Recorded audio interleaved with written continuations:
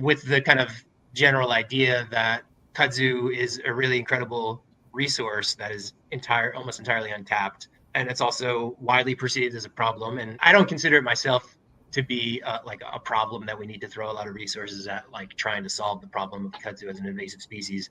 But I do know that we need to do something. Yeah. So for some kind of management, the main concept is just management through use, or control through harvest. Which I guess humans are the primary predator of the plant.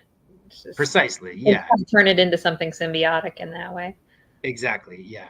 I mean, it's also just a pragmatic thing. It's like what we've been doing so far to deal with the quote unquote kudzu problem has not been working. Like, your goal is to stop the expansion of kudzu. We're just not there. Like, it is continuing to expand.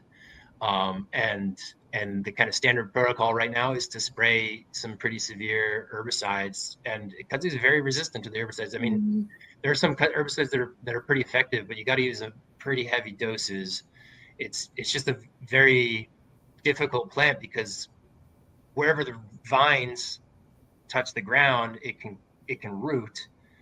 So you need a systemic herbicide, and that's a non-selective herbicide. It kills everything. You need a good bit of it because the roots can be really, really deep and really persistent. Best case scenario is like, okay, the chemical solution to the kudzu problem is working, but what are the downstream effects of that? Yeah. And what are the upstream effects of all of the fossil fuel energy that goes into producing these chemicals, and all of the people who are responsible, having their bodies in contact with all these chemicals, not to mention the applicators.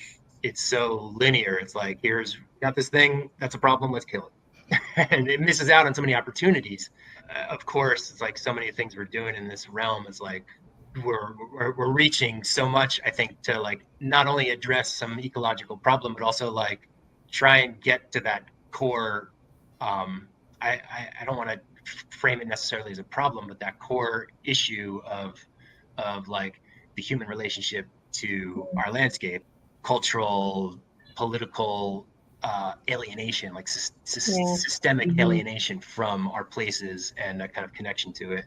To me, it's like a little bit of like a multi-pronged solution to say, okay, let's harvest the kudzu and use the products, create and kind of promote and generate demand for, and interest in, and awareness of, and appreciation for these products, and